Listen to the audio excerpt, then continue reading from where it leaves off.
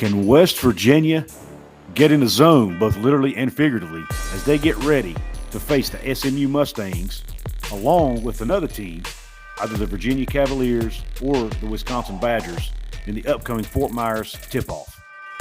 Paul and I are going to talk about the SMU game, and we're going to talk about this West Virginia Mountaineer team right after this word from our sponsor.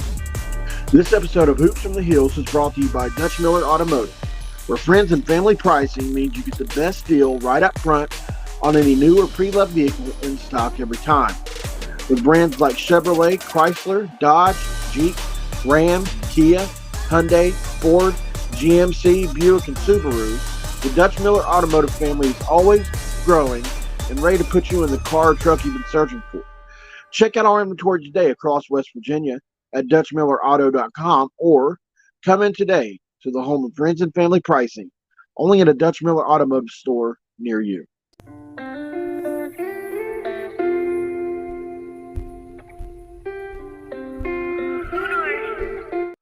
What is up, college basketball fans and Mountaineer fans? This is Couz. And my name is Mountaineer Paul. And we present to you Hoops from the Hills, baby. What's going on out there, everybody? Long time no see. It's been a few days since Paul and I have been with you. But the Mountaineers are getting ready to hit the court again in a couple of days for the Fort Myers tip-off. They sit at 2-1 on the season. They're going to be playing the SMU Mustangs in the first game of this Fort Myers tip-off. SMU sits at 3-1 on the year, with their only loss coming to a Texas A&M team who is a pretty good basketball team out of the SEC. Paul, what are your initial thoughts on this SMU game coming up? Well, they can score it. You know, they've got three guys really that can score it, but two guys they rely on heavily to score it. Zurich Phelps and Chuck Harris, who is kind of like he plays 3-4. He plays between 3 and 4 for them. He's a little undersized, but he's really a great scorer for them. Their point guard Zurich Phelps is who I like. He's really feisty. If you don't challenge him in the lane, he's going to eat you up. He's going to try. Against Texas A&M, I mean, he was in there amongst the trees almost every other play. And he has an array of moves once he gets into the air. I mean, it really similar to Joe Toussaint, and where he can absorb contact and then go up with the shot. And so Jesse Edwards is going to be vitally important in this game to stay out of foul trouble. If not, we're going to have a hard time stopping that kid in the lane. He's that good. Yeah. So also the zone that we've been running will be tested against this team. They've got three guys that can really shoot the lights out, or at least above average shooters. So, you know, and Phelps is an elite ball handler. He can really get in the lane. I'll be interested to see how that plays out, because that could be a kind of a zone breaker. A guy that can get in the lane and pitch it. Yeah, and we know that West Virginia's been trying to play that 2-3 zone defense a little bit more for a couple reasons. Number one, the zone defense, the 2-3 zone doesn't require guys to run around as much. They can save their legs, and we all know with this team only having 8-9 guys available, they really want to play with about 6 or 7 because they've got a couple guys that they just don't feel are ready right now. So they're trying to shorten the bench a little bit, and the only way they can do that is to play a 2-3 zone. And then you add in the fact you've got Jesse Edwards sitting there who played that 2-3 zone at Syracuse under the master, probably the greatest to ever teach us a 2-3 zone defense, in Jim Boeheim at Syracuse. So Jesse is helping the team learn the zone defense based on the principles he learned from Jim Boeheim. And so what are your thoughts on that? That's a great point. You know, I mean, it's obviously you cater to your best player. You know, it's just no different than Neil Brown building the offense around Garrett Green, right? It's similar to that. You do the same thing on defense for a guy like Jesse Edwards. Defense is obviously vitally important in basketball, especially at the rim. So also man-to-man defense is just kind of something he was learning anyways. And the great thing about zone is it keeps him out of foul trouble a little bit more too. because man to man, obviously, it's a lot easier to kind of try to go at him. And on this, the way this has been working out, and also he knows the nuances. Yeah. So when you know the nuances of something, you can play faster. And he probably knows how to stay out of foul trouble with that. And also, like we said, it allows him to protect the rim. So there's a lot of good things about it. And another thing that zone defense does, and it does force teams to try to beat you from the outside. And this team overall, SMU team, they don't shoot it really well from outside. They're shooting about 30% as a team, but they do have Chuck Harris, who's chunking it up at about 44% from three. He's 8 out of 18 on the year, so he can beat you from deep. And they've got a couple other guys too that can shoot it. So that does concern me a little bit. But my biggest concern about this SMU team is their defense. They're actually averaging 11 steals a game, and we don't have that true point guard on the court in Kirk Kriisa yet. He still has 6 more games to serve of his suspension. So he's not going to be available for this game. So I'm hoping, Kobe played really well against Jacksonville State. I was real proud of the way he played, had the best game of his career by far, 19 points, did a good job running the team at the point. Yeah. Can he do that again? I hope so against this stingy SMU defense. They will turn you over. So hopefully he can protect the ball. And he's going to need some help from Seth and some of the other guys to do that as well. What are your thoughts on this SMU defense?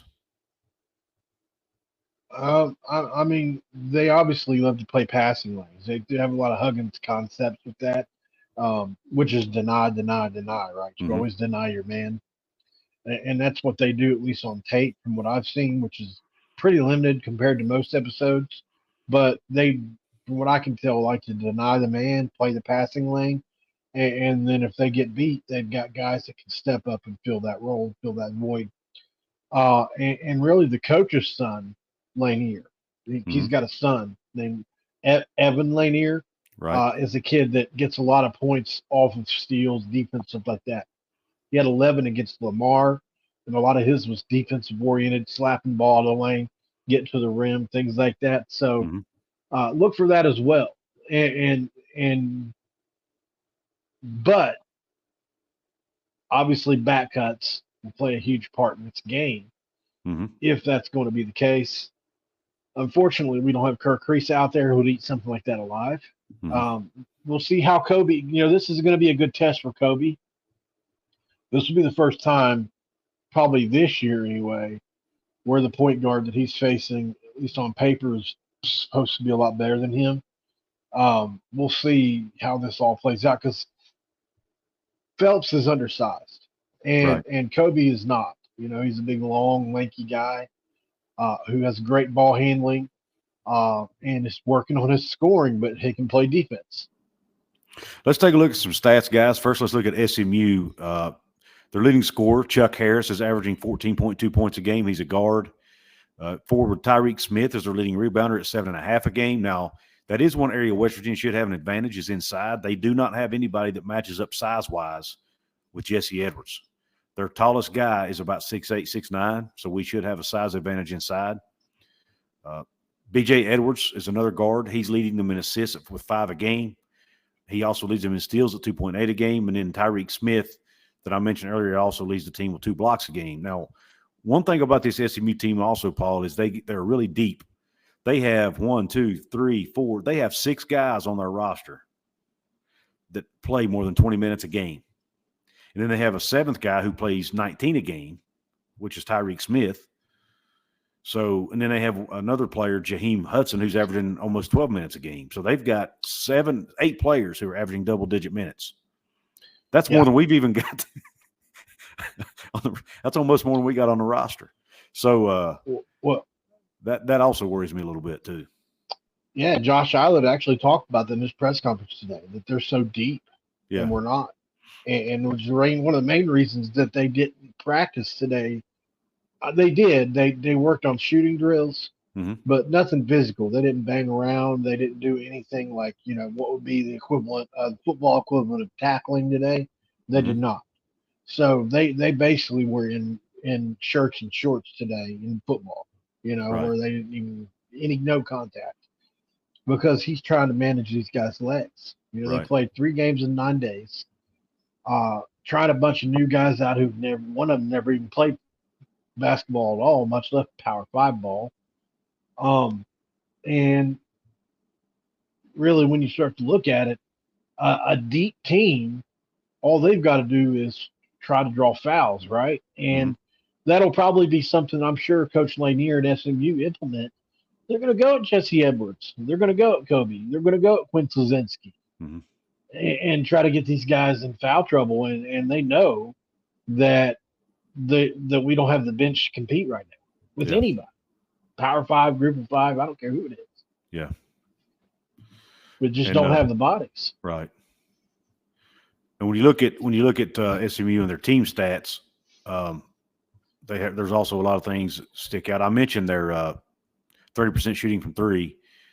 Overall, they're shooting 46. They're shooting 41% from the floor overall.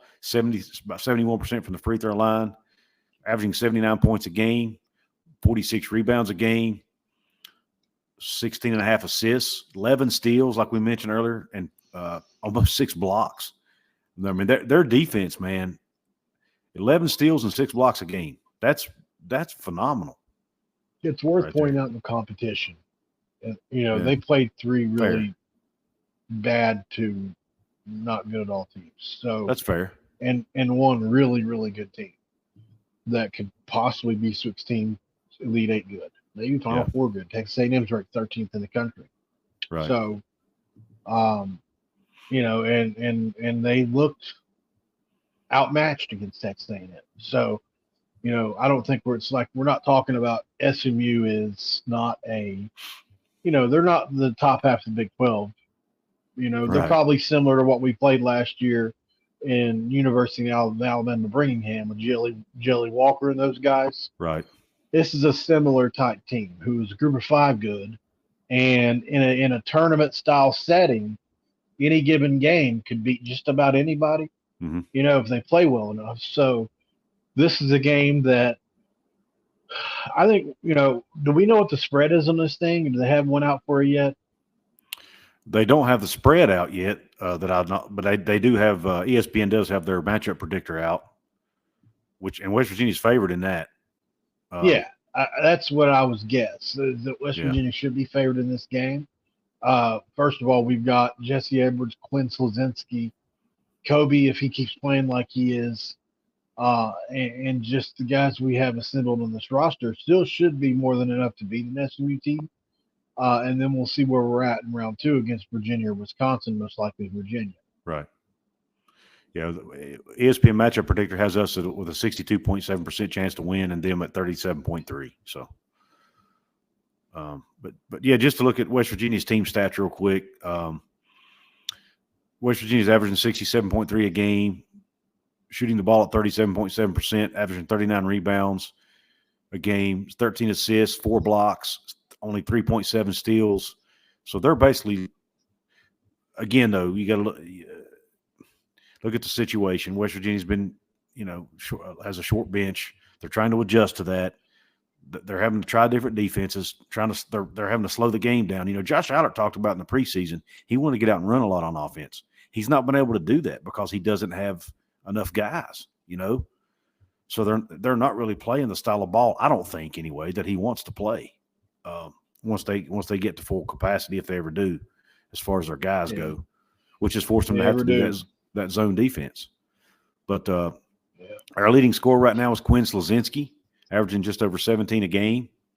So he's having a really good year so far. And he was our 7th guy. I can't get over it. Every time I see it, I think he was supposed to be our 6th or 7th guy before everything happened. Right. Jesse Edwards is leading the team with 10.7 rebounds a game. He's averaging a double-double because he's also averaging 14.3 points. Kobe's averaging 13.3 points, 3.7 assists. Seth Wilson is actually leading the team in steals with 1.3 a game. So kudos to him for that. Last year he took a lot of flack for his defense. Maybe he's improving that this year. We'll see if he can keep that up against stiffer competition. And then Jesse's averaging 1.3 blocks a game as well. Par for the course. Yep, absolutely. Absolutely. As far as 3-point percentage goes, Quinn is actually right now our best shooter at 50% from three. Yeah, and I want to say too, he wouldn't have stayed number 7.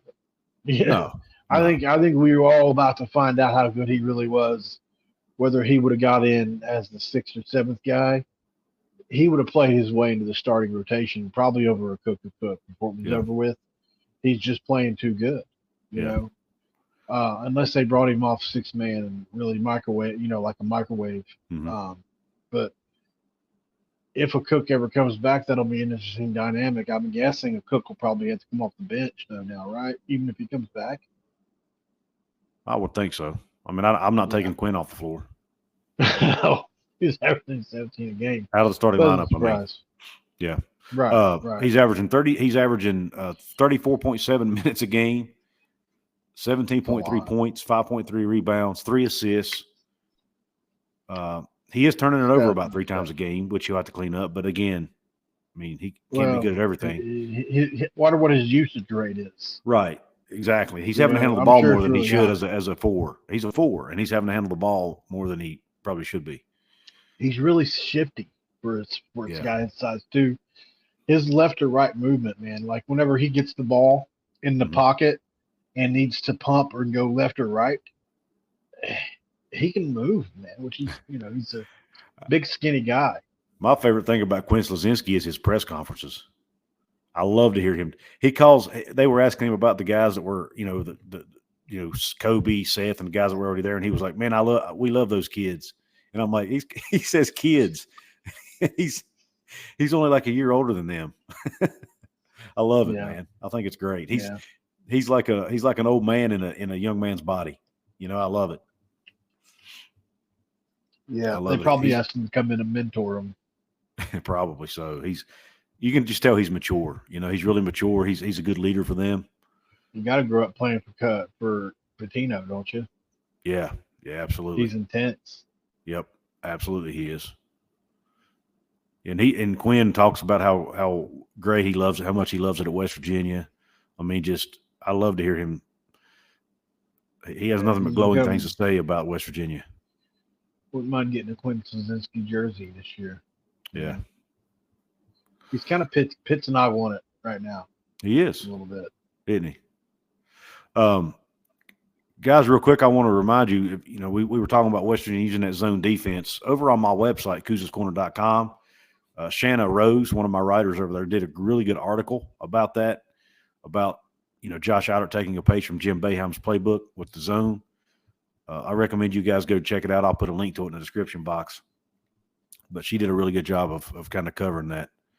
But I wanted to kind of plug that real quick. But anyway, Paul, I think West Virginia should win this game.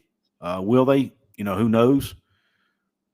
If the team that played against Jacksonville State shows up, I think they got a good chance. If the team that shows up against Monmouth, they're going to get their tails kicked. Right. So, agreed. But hopefully that Monmouth game was kind of a learning tool for them, a learning lesson for them. I'm sure they don't want to have that taste in their mouth again, so they'll come out, I'm sure, ready to play. No doubt about it. Guys, we asked if you don't mind, guys, please like the video for us. Hit that thumbs up button for us. Share it out with your friends and family that like West Virginia basketball. Let them know about Hoops from the Hills. A lot of people still don't know this channel is here. So make sure you spread the word about Hoops from the Hills. We cover West Virginia basketball. And then it spreads. That's right, baby. And then drop a comment below. Let us know your score prediction for this game. Who do you think wins and by what score? I didn't really come prepared to do a score prediction, but I'll throw one out real quick. I'm going to say West Virginia. I think it's a lower scoring game. I think West Virginia wins at 67-62. I think it'll be close. What do you think? Well, I'll say this. I'll go West Virginia 77, SMU 67. 10-point win for the Mountaineers. I think we played well. I think we'd get up in the 70s. That's good. I like it. And then go on a run in this tournament that nobody saw coming. That would be And awesome. then we're all like, now wait till everybody comes back. Yeah. Yeah. Monmouth was a Man, I hope, God, I would love to get a cook back any day, but I don't know that that's going to happen. By the way, everybody's tight-lipped about it. From what I understand, the NCAA meets about those issues every Tuesday, I believe it is. They said they meet. Yeah. So if it happens, we'll probably hear about it on a Tuesday or a Wednesday, more than likely. Right. There is one theory out there that the school already knows about it. They're just not saying anything publicly. So who knows? I don't know that I buy that argument, but that is one theory out there. Yeah. Guys, Paul, do you have anything else you want to say before we sign off? Good to go, Couz. All right. Well, guys, we appreciate you tuning in to this episode of Hoops in the Hills. We will try to do I don't know that we'll be able to do an episode between the SMU game and the other game. We might be able to, but we're not making any promises. But we will at least try to get you a post-game recap of both games if we have to next week once this thing's over with. But other than that, guys, we appreciate your support here at Hoops from the Hills. We appreciate you tuning in. Don't forget about our other channels, our football channels, Hoops or Mountaineer Paul Talks Football and Couz's Corner. Come support us there. If you don't know about that, we cover West Virginia football, Big 12 football, conference realignment, those types of things. So check us out there as well. With that being said, guys, we thank you again. This episode's over. We're done.